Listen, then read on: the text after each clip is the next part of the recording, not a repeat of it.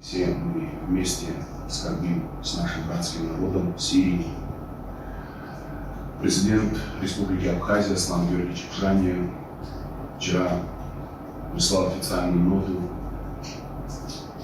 слова соболезнования, слова сочувствия, скорби. Это тяжелая утрата, тяжелая ситуация. Более 35 домов разрушено в городах Хама, Алеппо, Латакия, Тартус. Нанесен огромный ущерб. Землетрясение магнитудой 7,7 с последующим 7,8 баллов нанесла помимо ущерба огромное количество жертв. Без жилья остались несколько тысяч человек. Руководство Сирийской Арабской Республики делает все возможное, все необходимое для размещения тех людей, которые остались без жилья.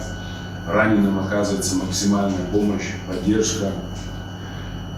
Создан фонд при поддержке первой леди президента Сирийской Арабской Республики, в котором мы непосредственно приняли активное участие, внесли более 10 миллионов лир сирийских в помощь.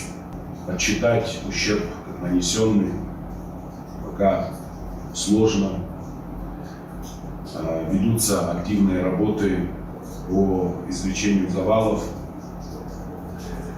Добавляются цифры жертв. К сожалению, мы наблюдаем в Сирии, как наши союзники в лице Российской Федерации оказывают максимальную поддержку в лице Министерства обороны России.